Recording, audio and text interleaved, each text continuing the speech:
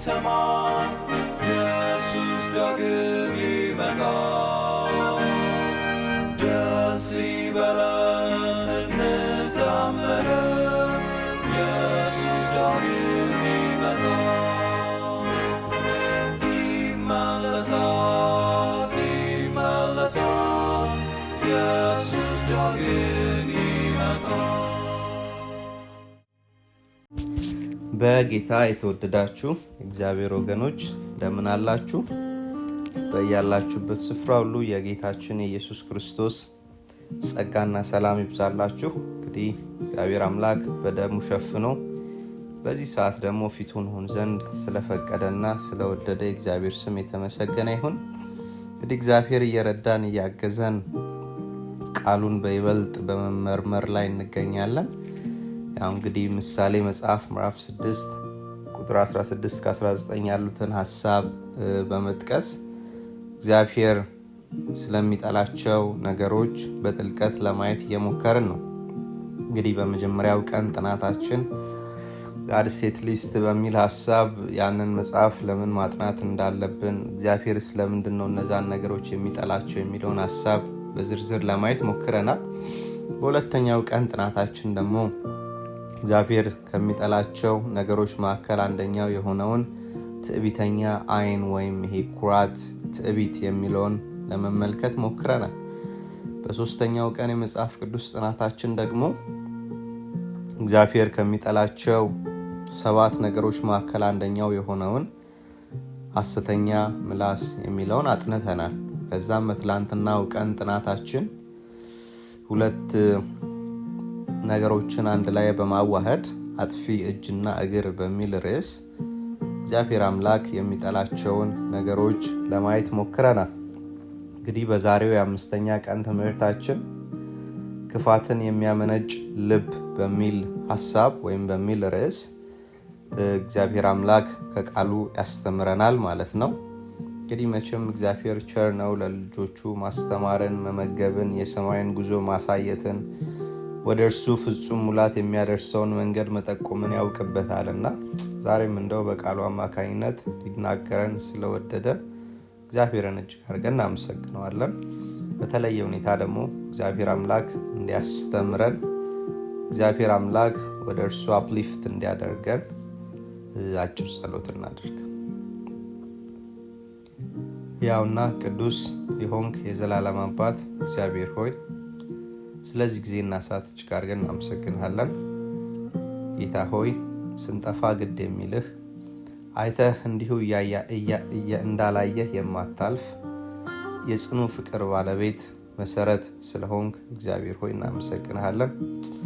ደግሞ አንተ የምትጠላቸውን ነገሮች እያጠና እንገኛለን። ያ ሐሳብ ደግሞ በልባችንም እንዲሆን እንፈልጋለንና እግዚአብሔር አምላኬና መድኃኒቴ ሆይ እኛም ከአንተ ሐሳብ ጋር በመስማማት አንተ የምትጠላውን በመጥላት አንተ የምትወደውን በመውደድ ደግሞ ጌታ ሆይ እንድናስከብርህ በጸጋህ እርዳን። ዛሬ ደግሞ ክፋትን የሚያመነጭ ልብ በሚል ሐሳብ እንማራለን። እግዚአብሔር አምላኬና መድኃኒቴ የልብን ሐሳብ ለልባችን ያለ መከልከል አስተምረን በጌታ በኢየሱስ ስም አሜን። እንግዲህ ስለ ልብ ስንመለከት ያው እኔ የጤና ባለሙያ አይደለሁም። ሰው ከተሳሳትኩ አንዳንድ ነገር ታርሙኛላችሁ። አንዳንድ ነገር ለማንበብ ሞክሬ ነበር፣ ምክንያቱም ክፋትን የሚያመነጭ ልብ፣ ስለዚህ የሁሉም ነገር ሶርስ ነው ማለት ነው። እናም ሳጠና ያገኘሁት አንዳንድ ፋክቶች እንግዲህ የሰው ልጅ ልብ በቀን ከ100,000 ጊዜ በላይ ይመታል ማለት ነው። ይሄ ማለት በአመት ከ35 ሚሊዮን በላይ የልብ ምቶች ይመዘገባሉ። እንግዲህ ይሄን ቁጥር ኮንሲደር ስናደርግ ህይወት እስካልቆመ ድረስ የልብ ምት ሊቆም አይችልም። ስለዚህ አንድ ሰው በህይወት እየኖረ ነው ማለት የልብ ምቱ ምን እያደረገ ነው ማለት ነው? እየመታ ነው ማለት ነው። ኢቭን ለምሳሌ አንዳንዴ ስንተኛ ምን ስንል እግሮቻችን አይራመዱም፣ kind of ሊንቀሳቀሱ ይችል ይሆናል። ነገር ግን በፍጹም ሙቭመንት አይኖራቸውም፣ እንቅስቃሴ አይኖራቸውም፣ መራመድን አይችሉም። የልብ ምት ግን እንደዚህ አይደለም። ኦልሬዲ መምታቱን አያቆምም፣ እስከ መጨረሻው ድረስ ይሄ ነገር የሚቀጥል ነው። ሌላው ደግሞ በየቀኑ በየደቂቃው ከ5 እስከ 6 ሊትር ደምን ይረጫል። ከ5 እስከ 6 ሊትር ደምን every minute ይረጫል ይላል። ይሄ ደም ኦክሲጅን እና የሚያስፈልጉ ንጥረ ነገሮችን ወይም ኒውትሪየንቶችን ወደ እያንዳንዳችን የሰውነት አካል ያስተላልፋል። ይሄ ለሰው ልጅ መኖር በቃ ዋነኛው ነገር ነው ማለት ነው። ሌላው ደግሞ ልብ ከ1 ፓውንድ የዘለለ ክብደት ቢኖረውም እጅግ ብዙ ስራዎችን የሚሰራ ነገር ነው። በሳይዝ በጣም አናሳ ቢሆንም ነገር ግን እጅግ አቅም ያለው እጅግ ትላልቅ ስራዎችን የሚሰራ ለህይወት ደግሞ በጣም አስፈላጊ እንደሆነ እንመለከታለን። ሌላው እያንዳንዱ በሰውነታችን ውስጥ ያሉ ሴሎች በልብ ጥገኞች ናቸው። ይሄ ማለት ለምሳሌ አንድ ሰው ልቡ ሄርቱ ፌል ቢያደርግ ሌላው የሰውነት አካሉ በጣም ሰፈር ያደርጋል።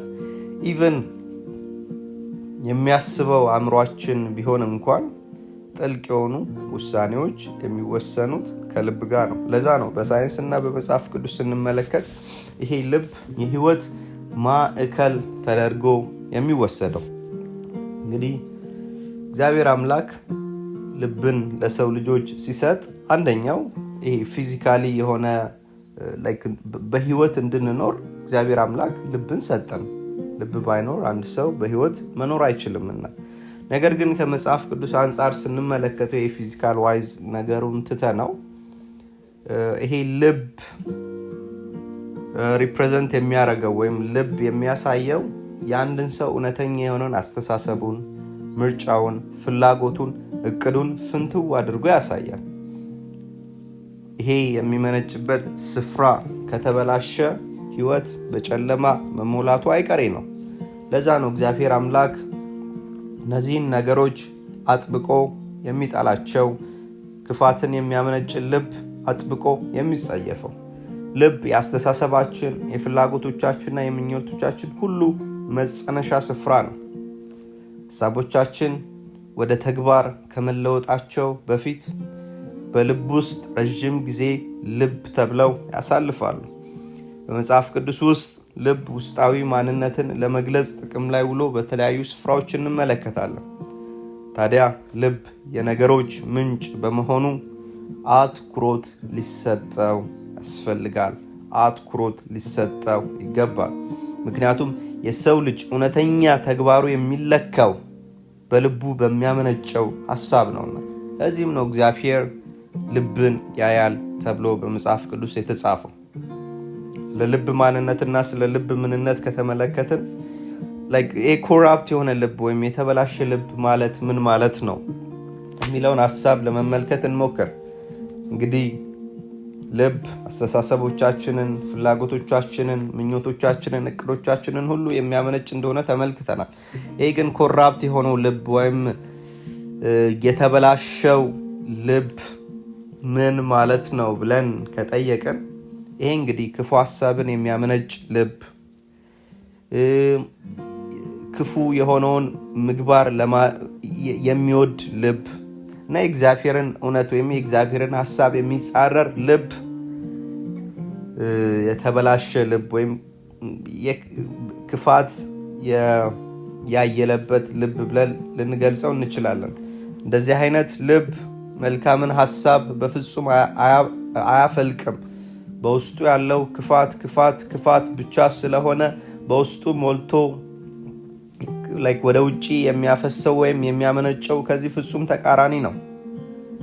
ሌላው እጅግ በጣም የሚያሳስበው ነገር ደግሞ ምናልባት ብዙዎቻችን እየሳትንበት ያለውም ነገር ቢኖር እግዚአብሔር አምላክ ድርጊቶቻችን ብቻ ሳይሆን ኢንቴንሽናላችንንም ጭምር አጥብቆ ያያል። ኤርምያስ መጽሐፍ ምዕራፍ 17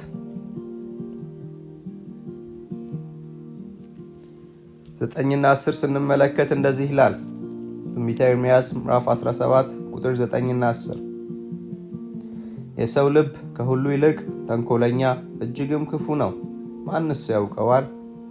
እኔ እግዚአብሔር ለሰው ሁሉ እንደ መንገዱ እንደ ስራው ፍሬ ሰጥ ዘንድ ልቡን እመረምራለሁ፣ ኩላሊትንም እፈትናለሁ።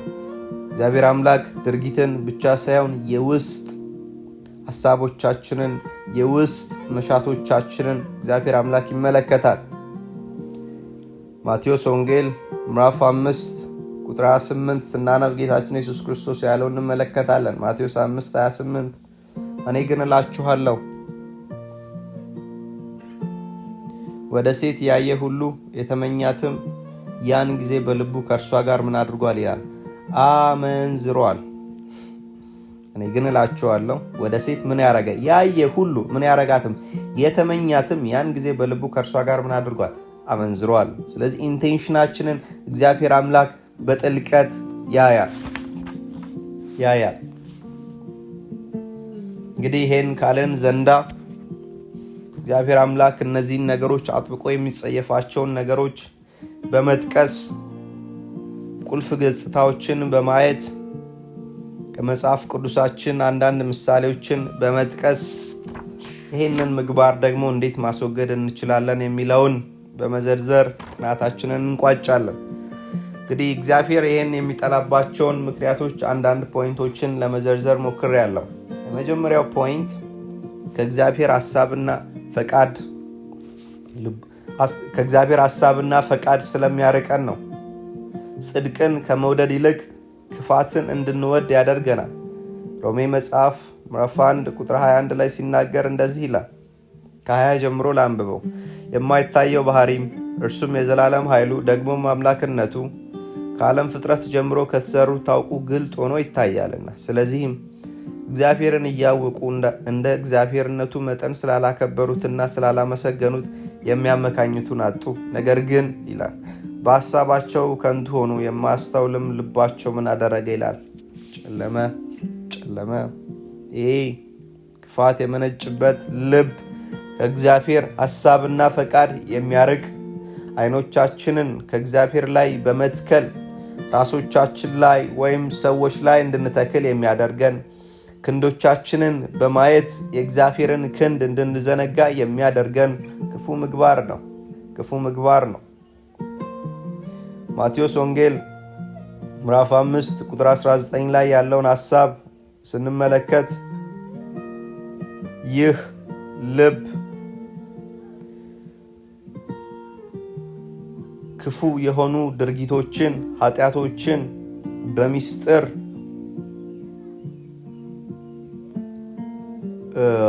ፕላን የምናደርግበት በሚስጥር የምናቅድበት እንደሆነ ይናገራል። መቼም በድርጊት ከመገለጡ በፊት አንድ ነገር በልብ ውስጥ ይታቀዳል። በልብ ውስጥ እያንዳንዱ ነገር ይጤናል። ማቴዎስ 15:19 ሲናገር እንደዚህ ይላል፣ ከልብ ክፉ ሐሳብ፣ መግደል፣ ምንዝርነት፣ ዝሙት፣ መስረቅ፣ በውሸት መመስከር፣ ስድብ ይወጣልና። ከልብ ምን ክፉ ሐሳብ፣ መግደል፣ ምንዝርነት፣ ዝሙት፣ መስረቅ፣ በውሸት መመስከር፣ ስድብ ይወጣል። ስለዚህ በድርጊት ነገሮችን ከመለወጣችን በፊት ነገርየውን ወይም ኃጢአቱን በሚስጥር በልባችን ውስጥ ፕላን እናደርገዋለን። በዚህም ብቻ አበቃም። ወደ ሌሎች ደግሞ በውስጣችን የተንጸባረቀውን ወይም የታየውን ኃጢአት ወደ ሌሎች እንድናዳርስ መጥፎ የሆነውን እድሉን ይሰጠናል። አንድ ጊዜ የተበከለ በኃጢአት የቆሸሸ የተበላሸ ልቦና ቤተሰብን፣ ቸርችን ወይም ሀገርን ወደ ጥፋት የመምራቱ ነገር እጅግ ከፍ ያለ ነው። ምሳሌ መጽሐፍ ምዕራፍ 4 ቁጥር 23 ሲናገር ለዚህ ነው አጥብቀ ልብን ጠብቅ የሕይወት መውጫ ከእርሱ ነውና ተብሎ የተጻፈው። እያንዳንዱ ነገር ምንጩ ያ ስለሆነ እንደው ፊዚካሊ ቅድም ፋክቶችን ለመጥቀስ የሞከርኩት ለዚህ ነው። ያ ልብ ፌል ካረገው ኦልሬዲ ሙሉ የአካል ክፍላችን ፋንክሽናል የመሆኑ ነገር በጣም ያነሰ ነው። በህይወትም ለመኖር የሚያስችል ነገር አይኖርም። መጽሐፍ ቅዱስም ሲናገር አጥብቀ ምን እንጠብቅ ይላል? ልብህን ጠብቅ፣ ምክንያቱም የህይወት መውጫ ከእርሱ ነውና። ይሄ ፓርት ኮራፕት ከሆነ ማንነት ኤቭሪቲንግ ሁሉ ይጠፋል። ለዛ ነው እግዚአብሔር አምላክ ይህንን ነገር አጥብቆ የሚጸየፈው።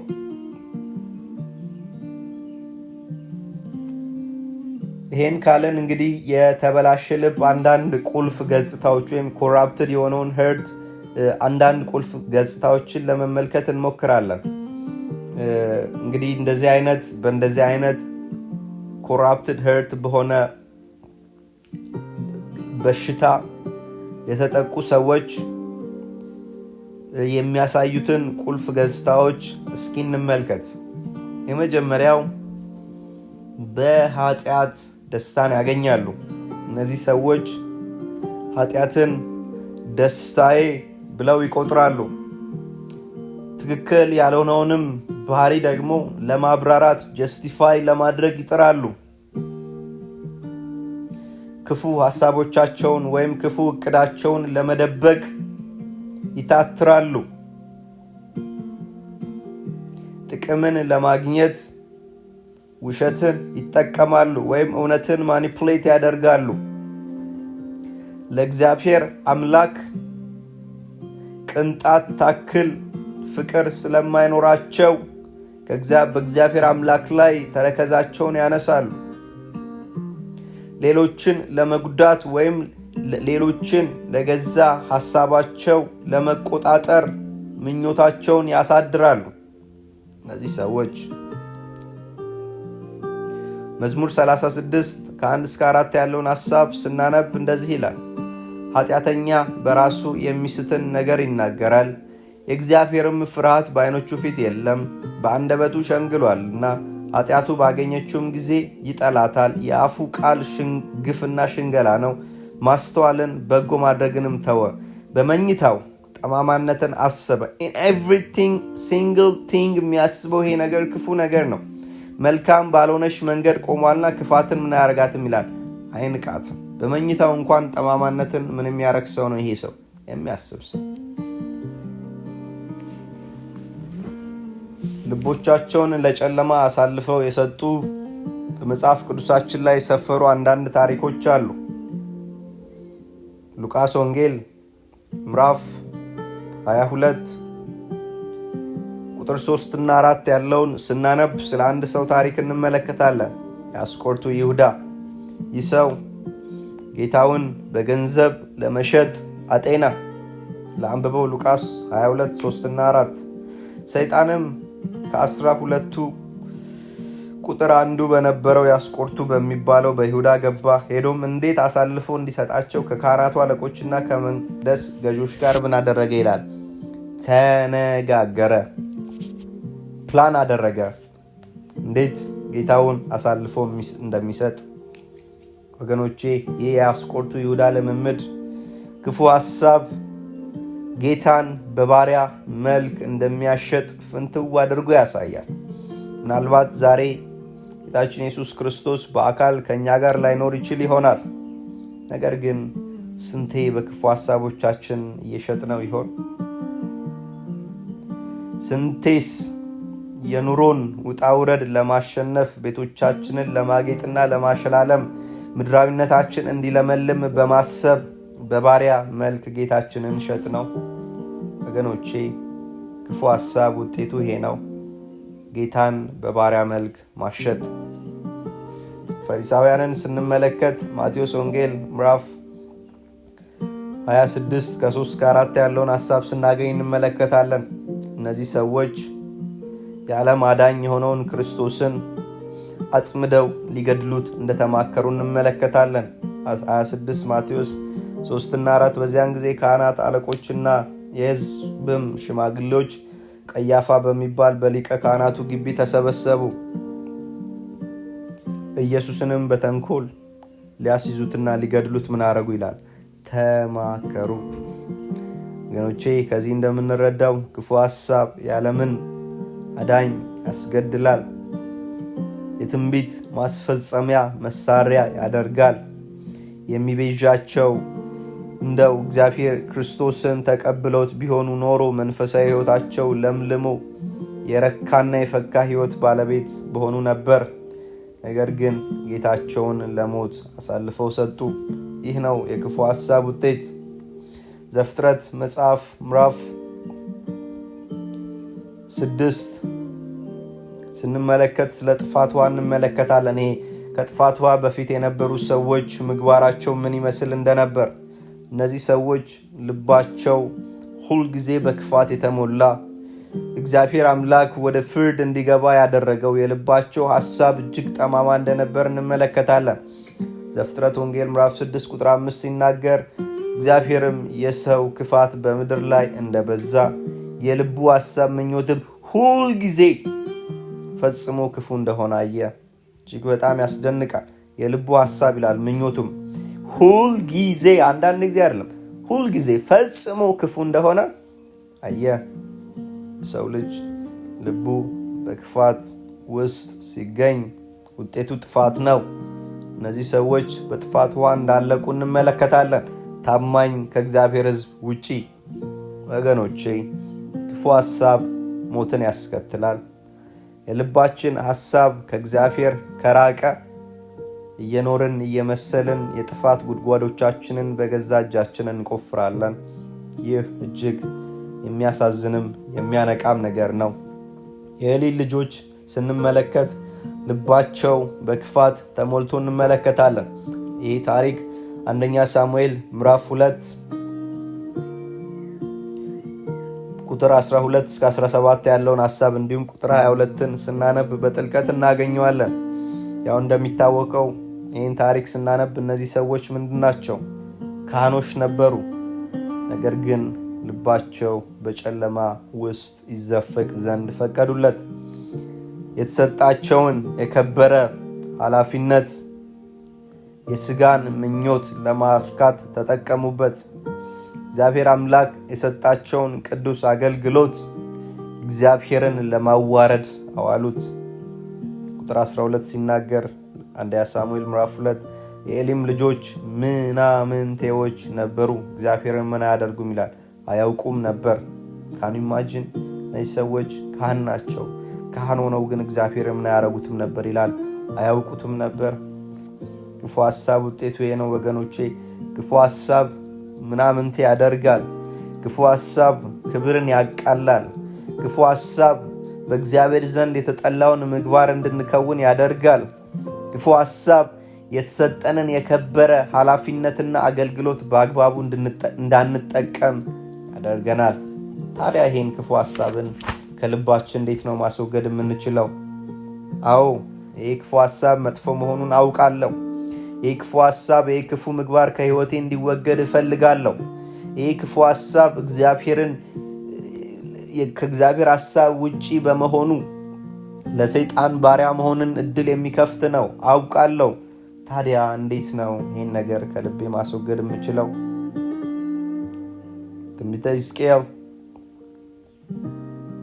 ምዕራፍ 36 ቁጥር 26 አንድ ሐሳብ ተጽፎ እንመለከታለን።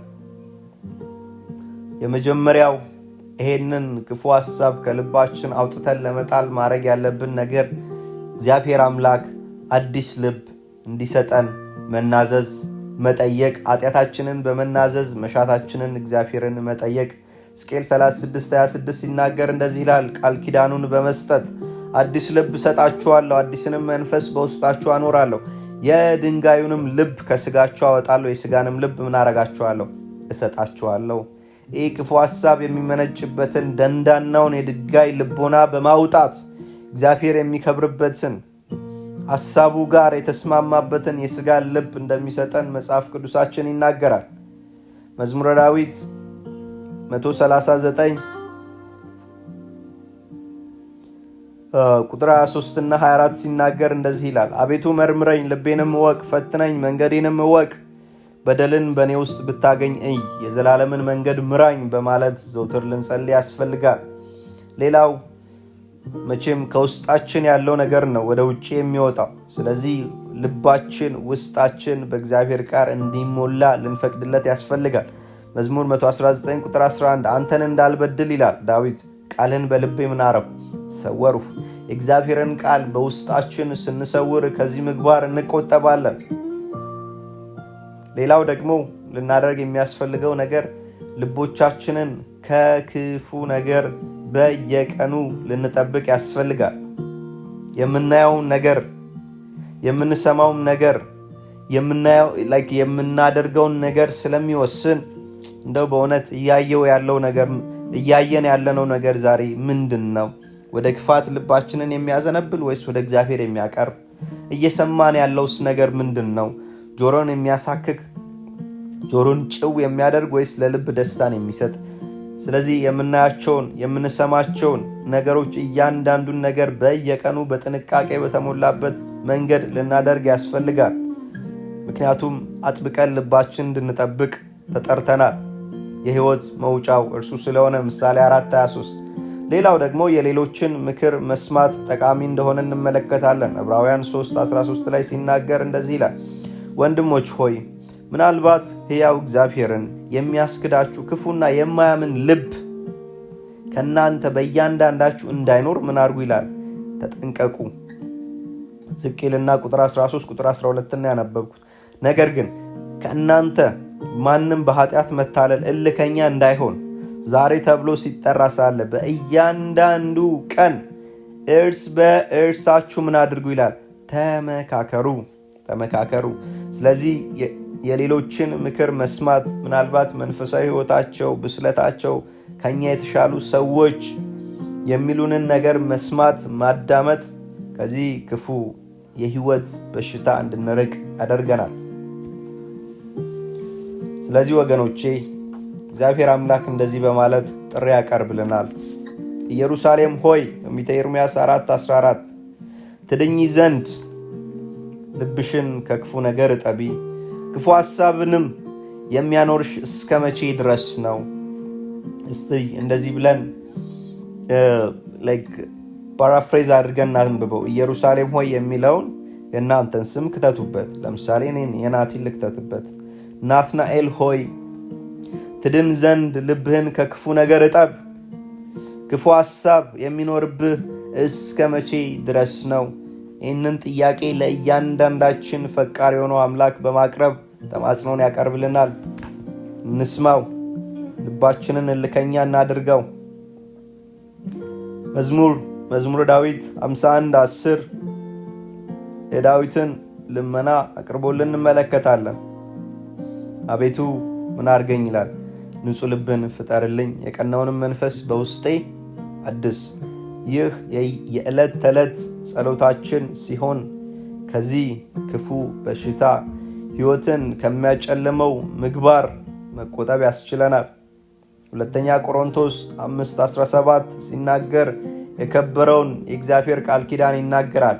ጌታ ሆይ ንጹሕ ልብን ፍጠርልኝ፣ የቀናውንም መንፈስ በውስጤ አድስ ብለን በጠየቅነው መሰረት እግዚአብሔር አምላክ የተስፋ ቃሉ ታማኝ የሆነውን ለልጆቹ መልካም ስጦታን በመስጠት የሚታወቀው ይህ ታማኝና ቸር አምላክ እንደዚህ በማለት ቃል ኪዳኑን ያጸናልናል። ስለዚህ ማንም በክርስቶስ ቢሆን ምንድን ነው ይላል? አዲስ ፍጥረት ነው። አሮጌው ነገር አልፏል፣ እነሆ ሁሉ አዲስ ሆኗል። እግዚአብሔር አምላክ ቸር አምላክ ነው። ዛሬ ምናልባት በተለያየ አይነት የህይወት ማዕበል ውስጥ እንገኝ ይሆናል።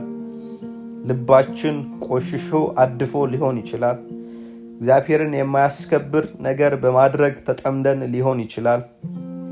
ለሌሎችም የስንክሳር ምክንያት ሆነን ሊሆን ይችላል። ለቤተሰቦቻችን፣ ለጓደኞቻችን የክፋት ዋና መታያ ሰዎች ሆነንም ሊሆን ይችላል። ነገር ግን ዛሬ እድል አለ እና ወደ እኔ ልብህን ከክፉ እጠብ በማለት ተማጽኖን ወደሚያቀርብልን አምላክ በእምነት ብንቀርብ አዲስ ልብን ይሰጠናል። የድንጋዩን ልብ ከኛ ላይ በማውጣት የሥጋን ልብ ይቸረናል። ሁሉም ነገር ደግሞ በክርስቶስ ኢየሱስ አዲስ ፍጥረት ስለሆነ ያ ክፋት የመነጨበት ያን ማንነት በመተውና በማስወገድ ያን ነገር አሮጌውን ነገር በማሳለፍ ከሕይወታችን ላይ በማራቅ እነሆ አዲስ ፍጥረትን ይሰጠናል። ለዚህ ወደዚህ አምላክ በእምነት እንድትመጡ በእምነት እንድንመጣ አድማችኋለሁ። እግዚአብሔር ደግሞ ያን ልብ ለእያንዳንዳችን ይስጠን። እግዚአብሔር አምላክ ይባርካችሁ። አጭር ጸሎት እናድርግና እንጨርስ። ጌታ ሆይ ስላስተላለፍክልን ስለሰጠህን መልካም የህይወት ቃል እጅግ አድርገን እናመሰግንሃለን። ህይወታችን የሚወሰነው እግዚአብሔር አምላኬና መድኃኒቴ በልባችን በሚመነጩ ሐሳቦች እንደሆነ አስተማርከን። ጌታ ሆይ ተመስገን። ዛሬ በእውነት ልቦናችን በተለያየ አይነት የኃጢአት ውስጥ ገብተው አድፈው ቆሽሸዋል። ጌታ ሆይ የእያንዳንዳችንን ልቦች ታጠራለን፣ የእያንዳንዳችንን ልቦች ታጸዳለን። እግዚአብሔር አምላኬና መድኃኒቴ ከክፉ ልቦቻችንን ታጥብልን ዘንድ እንማጸናሃለን። ጌታ ሆይ አሮጌውን ማንነት ከእኛ ላይ በማንከባለል አዲስን ህይወት አዲስን ማንነት ለእያንዳንዳችን ስጠን። ስለ ሁሉም ነገር እናመሰግናለን። በጌታ በኢየሱስ ስም አሜን አሜን። እግዚአብሔር ይባርካችሁ። ተባረኩ።